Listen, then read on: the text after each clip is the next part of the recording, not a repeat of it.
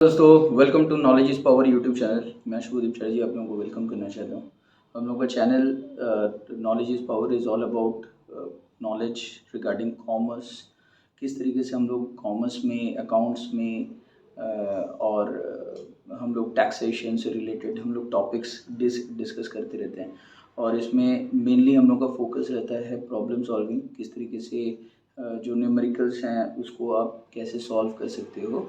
तो इस चीज़ को लेकर के हम लोग ये जो चैनल है इट इज़ ऑल अबाउट। तो मैं चाहता हूँ कि आप लोग हमें और से ज़्यादा इनकरेजमेंट दीजिए। ज़्यादा से ज़्यादा हमारा वीडियोस को लाइक शेयर एंड सब्सक्राइब करिए। Please press the like button and please subscribe to our YouTube channel knowledge is power. दोस्तों आज जिस चीज़ के लिए हम लोग मैं इस वीडियो को बना रहा हूँ, this particular topic is all about branch. ठीक है, ब्रांच अकाउंटिंग में एक स्पेशल टॉपिक है, जैसे कि आप लोग बोर्ड में यहाँ पे देख सकते हो। तो this particular topic is good supplied to branch at invoice price, और you can also call it cost plus percentage of profit basis. तो दोस्तों सबसे पहले तो मैं इस चीज़ को क्लियर कर देता हूँ कि हेड ऑफिस जब गुड्स को भेजता है ब्रांच के पास, तो वो जनरली कॉस्ट प्राइस पे ही सामान को भेजता है। कॉस्ट प्राइस मतलब उसने इस गुड्स को जिस प्राइस पे ख़रीदा था उसी प्राइस पे वो उसको सेंड कर देता है। बट कभी कभी वो क्या करता है, अपना जो सेलिंग प्राइस होता है, मतलब जिस पे वो माल को जनरली बेचता है, जिसको वो इनवॉइस प्राइस बोलता है, कस्टमर को जिस चीज़ के ऊपर चार्ज किया जाता है, जिस प्राइस के ऊपर बेस करके कस्टमर को बोला जाता है कि ये आपका बिल अमाउंट है, तो बिलेबल अमाउंट है, तो that is called as the invoice price. Invoice price पे भी कभी कभी हम लोग देखते हैं कि हेड ऑफिस क्या करता है, ब्रांच को चार्ज करता है। लेकिन हम लोगों को पता है कि there is an accounting standard which is called as accounting standard 2। As per the accounting standard 2 हम लोग को ये बात याद रखना पड़ेगा कि स्टॉक यानी कि गुड्स को हमेशा we should value it at cost price और market value whichever is lower. ठीक है, कॉस्ट प्राइस या market price whichever is lower. Generally market price higher रहता है तो कॉस्ट प्राइस पे ही हम लोग उसको वैल्यूएशन करते हैं।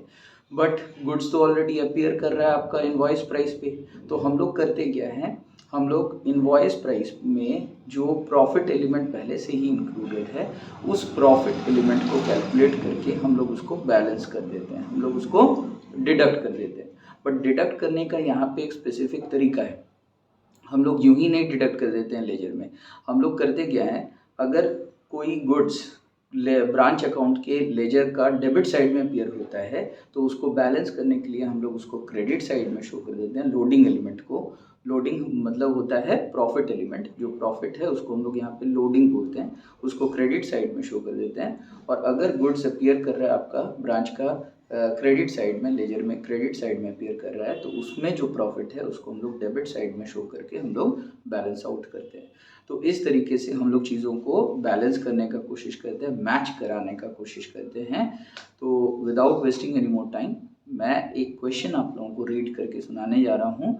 ये जो क्वेश्चन है ये है राजीव बंसल्स एसवीपीडी पब्लिकेशन का एक बुक है, जो कि बीकॉम सेमेस्टर 1 में यूज़ होता है, दैट इज़ फाइनेंशियल अकाउंटिंग। और इसमें जो क्वेश्चन नंबर 7 है पेज 391 पेज में, मैं इसको रीड करके आपको सुनाने जा रहा हूँ। ये क्वेश्चन आप अपने स्क्रीन में वॉच कर सकोगे। हाँ दोस्तों, यहाँ पे ये जो क्वेश्चन है इसमें मैं क्वेश्चन नंबर 7 पढ़ रहा हूँ आपके सामने। Ranchi traders has a branch at Dhanbad. Goods are supplied to the branch at cost plus 25%. All expenses are paid from Ranchi. From the following particulars, prepare branch account in the head office books for the year ending on 31st March 2022. Opening stock 7,500, closing stock 9,000, opening debtors 4,200, goods sent by head office 54,600, rent and taxes 2,400, sundry charges 480, cash sales for the year 32,400, credit sales 21,000, cash received from debtors 19,800, wages paid 2,040। आपको इस particular question में branch account कैसे बनाना है वो आपको सीखना है। But सबसे पहले जो मिसिंग इन्फॉर्मेशन है उस पर हम लोग फोकस करेंगे, and that is closing debtors. देखिए इस पर्टिकुलर क्वेश्चन में ओपनिंग डेटर तो दिया बट क्लोजिंग डेटर नहीं दिया, क्लोजिंग डेटर का हम लोगों को ज़रूरत पड़ेगा, तो इसीलिए सबसे पहले हम लोग एक memorandum branch debtor accounts open करेंगे और इस अकाउंट के ज़रिए हम लोग क्लोजिंग डेटर्स कैसे निकालना है वो सीखेंगे। तो दोस्तों आप इस पर्टिकुलर क्वेश्चन में आप देख सकते हो मेमोरेंडम ब्रांच डेटर्स अकाउंट। ये मेमोरेंडम अकाउंट क्यों बनाया जाता है? मेमोरेंडम सिर्फ आपको याद रखने के लिए होता है, it is only for remembrance purpose. It is not this particular account, memorandum branch debtors account is not part of the double entry system of accounting, ठीक है। ये बुक्स ऑफ अकाउंट्स का पार्ट ही नहीं होता है, ये सिर्फ कोई एक पर्टिकुलर इंफॉर्मेशन जो कि नहीं कैलकुलेटेड है, जिसको नहीं दिया हुआ है, नॉट गिवन है, उसको कैलकुलेट करने के लिए होता है, इसका कोई दूसरा सिग्निफिकेंस नहीं है। तो आप देखिए यहाँ पे मेमोरेंडम ब्रांच डेटर्स अकाउंट हम लोग तैयार कर रहे हैं।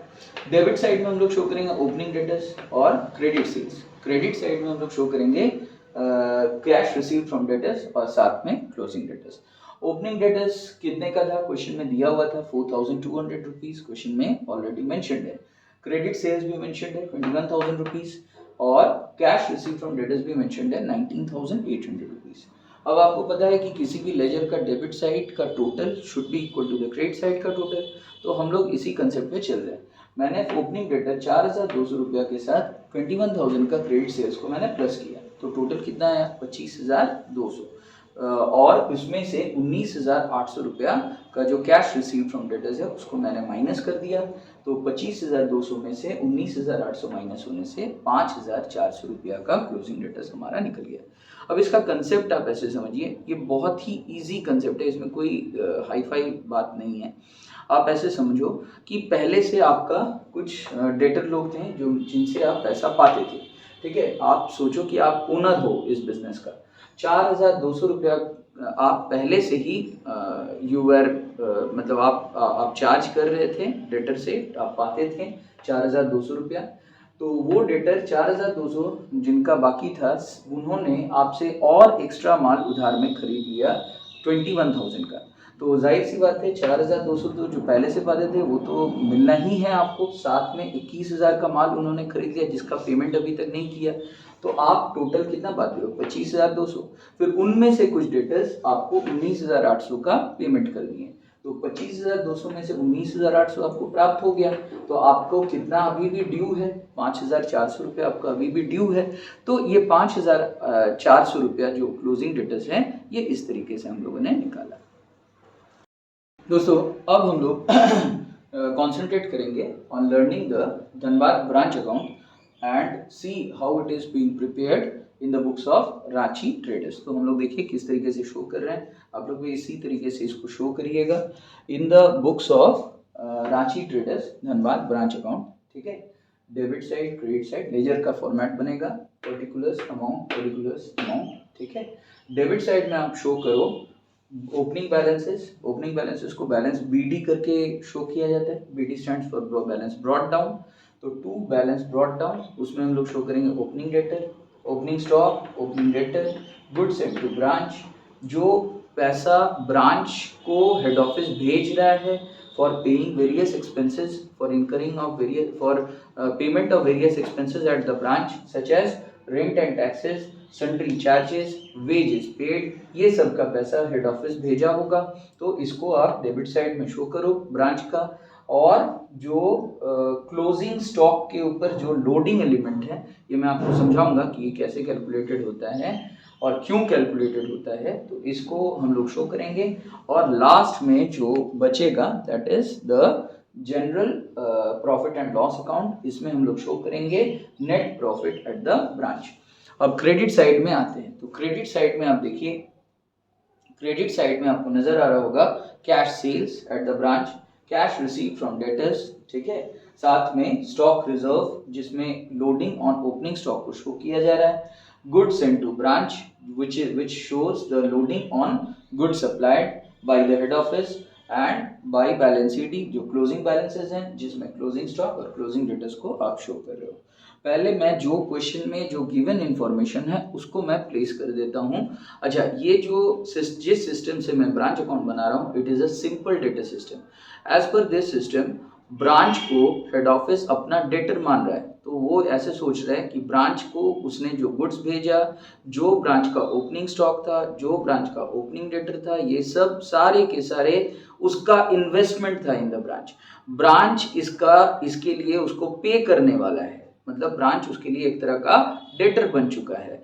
तो जब जब अब ब्रांच को वो कुछ भेजेगा, जैसे गुड्स भेज रहा है, हेड ऑफिस कोई गुड्स भेज रहा है, कोई पैसा भेज रहा है पेमेंट करने के लिए, एक्सपेंसेस का पेमेंट करने के लिए, तो ब्रांच को वो सेंस अपने अपने बुक्स ऑफ अकाउंट्स में वो एज अ डेटर ट्रीट कर रहा है, तो इसीलिए वो और ज़्यादा करके उसको डेबिट करते जा रहा है। वो ये सोच रहा है कि कस्टमर का बैलेंस और उसके अकाउंट में बढ़ते जा रहा है। फिर ब्रांच जब कोई क्रेडिट में जो कैश में अगर कुछ सेल वेल करता है, या क्रेडिट में भी अगर सामान बेचा, उसका जब पेमेंट उसको रिसीव होता है, डेटर से रिसीव होता है, ये सारे कैश वो हेड ऑफिस को भेज देता होगा। तो जो हेड ऑफिस को ब्रांच से जो कैश मिल रहा है, हेड ऑफिस ये ट्रीट करता है कि वो ब्रांच से रिसीव कर रहा है, यानी कि डेटर से रिसीव कर रहा है। तो जिस तरीके से डेटर से बैलेंस अमाउंट रिसीव होने से हम लोग उसके बैलेंस को माइनस कर देते हैं, कम कर देते हैं, तो ठीक उसी तरीके से हेड ऑफिस भी उसको कम करना चाहेगा। कम करने के लिए वो उसको क्रेडिट साइड में शो करते हैं, cash sales, cash receive from branch, ये सारी चीज़ों को क्रेडिट साइड में शो करके वो उसको बैलेंस करता है, डेटर का बैलेंस को मैच कराता है। हैविंग सेड दैट, अब मैं एक एक इंडिविजुअल जो फिगर जो क्वेश्चन में गिवन है नॉर्मली, ठीक है, जो कैलकुलेशन पार्ट है उसको मैं सेपरेटली दिखाऊंगा, जो नॉर्मली गिवन है उसको मैं पहले प्लेस कर रहा हूँ। तो देखिए किस तरीके से मैंने प्लेस किया है, तो ये आप यहाँ पे वॉच कर सकते हो। To balance between opening stock 7,500 rupees दिया हुआ था, ओपनिंग डेटर्स 4,200 रुपीज़, जो कि हम लोग मेमोरेंडम डेटर्स अकाउंट में भी शो किए थे, उसी को यहाँ पे फिर से शो कर दिए 4,200 rupees. Goods sent to branch 54,600 rupees given था, rent and taxes 2,400 rupees given था, सैलरी चार्जेस 480 रुपीज़ गिवन था, वेजेस पेड 2,040 रुपीज़ दिया हुआ था, ठीक है। अच्छा, इसके बाद जो कैश सेल्स था वो दिया हुआ था, दैट इज 32,400, इसको हम लोग क्रेडिट साइड में शो करेंगे। साथ में कैश रिसीव फ्रॉम डेटर्स 19,800 था, इसको भी हम लोग क्रेडिट साइड में शो करेंगे। ये वाला मेमोरेंडम डेटर अकाउंट में भी शो अपीयर हो रहा था ये अमाउंट, ठीक है, तो इसको क्रेडिट साइड में हम लोग शो करते हैं। इसके बाद जो ओपनिंग स्टॉक के ऊपर जो लोडिंग एलिमेंट है, इसका कैलकुलेशन हम लोग करेंगे बाद में। गुड्स सेंट टू ब्रांच में जो लोडिंग एलिमेंट है उसका भी हम लोग कैलकुलेशन करेंगे बाद में। और जो क्लोजिंग स्टॉक और क्लोजिंग डेटर का जो अमाउंट था उसको हम लोग यहाँ पे प्लेस कर रहे हैं। जैसे क्लोजिंग स्टॉक का अमाउंट दिया हुआ था 9,000 और क्लोजिंग डेटर्स का अमाउंट हम लोगों ने कैलकुलेट किया था 5,400 एज अ बैलेंसिंग फिगर, उसको हम लोग फिर से यहाँ पे हम लोग शो कर देंगे। अब जो कैलकुलेशन पार्ट है, कैलकुलेशन कहाँ कहाँ है दोस्तों, सबसे पहले तो आप लोगों को कैलकुलेशन किस चीज़ का कर रहे हो ये कंसेप्ट आप क्लियर करो। कैलकुलेशन हम लोग स्टॉक में जो भी लोडिंग एलिमेंट होता है, जो भी प्रॉफिट वगैरह इंक्लूडेड होता है उसके प्राइस में, उसको कैलकुलेट करने के लिए करते हैं।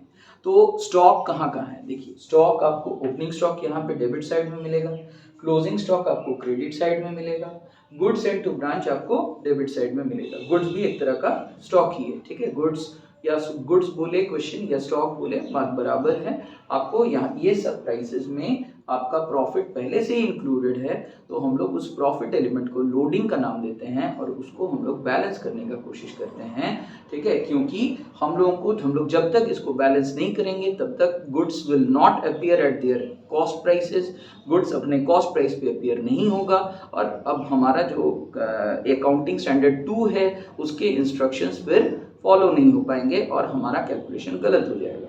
तो दैट इज वाई हम लोग क्या कर रहे हैं, ओपनिंग स्टॉक का जो लोडिंग एलिमेंट है उसको हम लोग क्रेडिट साइड में शो कर रहे हैं। तो जब क्रेडिट साइड में शो कर रहे हैं तो we are naming it as by stock reserve account. Bracket में देखिए मैंने क्या लिखा है, लोडिंग ऑन ओपनिंग स्टॉक, ठीक है। जब हम लोग क्लोजिंग स्टॉक का लोडिंग एलिमेंट कैलकुलेट करेंगे तो उसको हम लोग डेबिट साइड में बैलेंस करेंगे, ठीक है। माइनस करने के लिए हम लोग बस साइड चेंज कर देते हैं, डायरेक्ट माइनस नहीं करते हैं।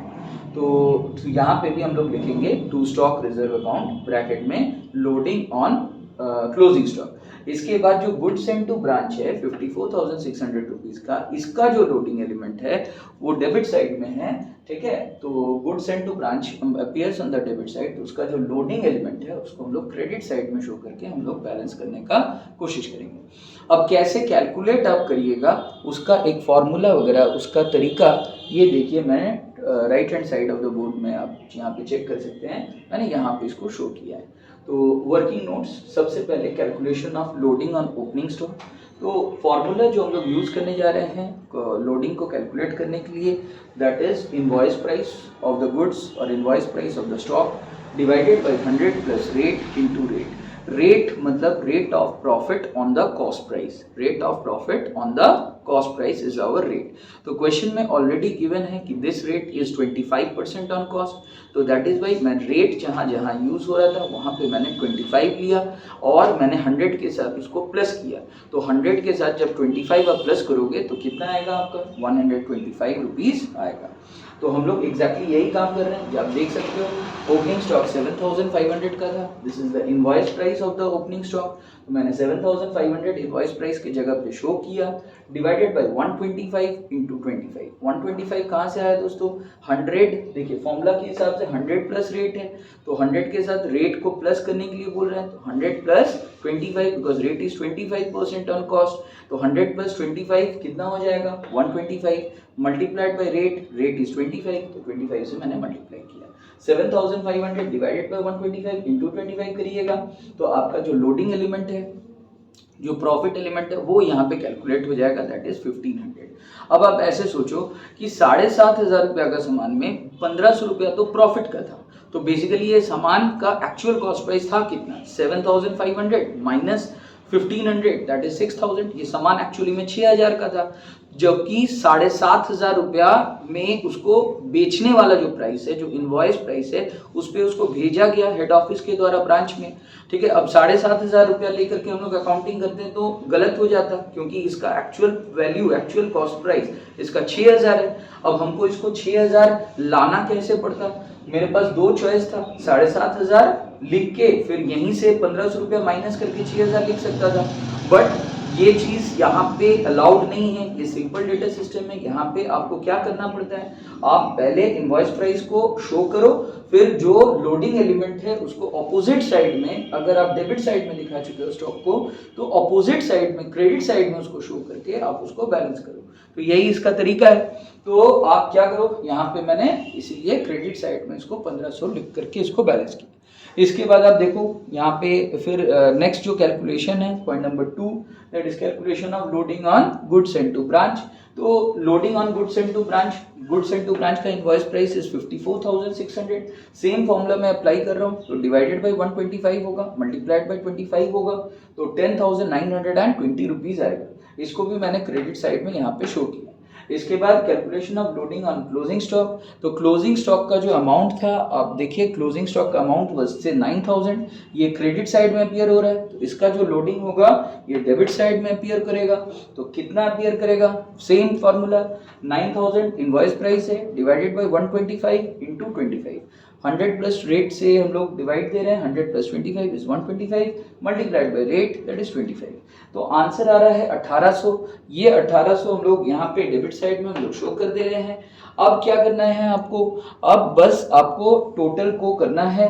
तो आप जब क्रेडिट साइड का टोटल कर रहे हो तो 32,400 plus 19,800 plus 1,500 plus 10,920 plus 9,000 plus 5,400, total आपका आएगा 79,000, टोटल आपका आएगा 79,020, 79020। अब इसमें से आप डेबिट साइड के जितने भी फिगर्स हैं आप माइनस कर दो। 79,020 में से 7,500 का ओपनिंग स्टॉक, 4,200 का ओपनिंग डेटर, 54,600 का गुड्स सेंट टू ब्रांच, 2,400 का रेंट एंड टैक्सेस, 480 रुपीज का सैलरी चार्जेस, 2,040 का वेजेस पेड और 1,800 रुपीज का जो लोडिंग ऑन क्लोजिंग स्टॉक है उसको माइनस करने के बाद जो डिफरेंस आ रहा है दैट इज 6,000 रुपीज आ रहा है। This is the general profit and loss account, this shows the net profit eight the branch. I hope आपको अच्छे से क्लियर हो गया, वीडियो समझ आया कि किस तरीके से हम लोग चीज़ों को सॉल्व करते हैं। तो प्लीज़ लाइक करिए, शेयर करिए एंड सब्सक्राइब करिए मेरे YouTube channel knowledge is power को। Thank you.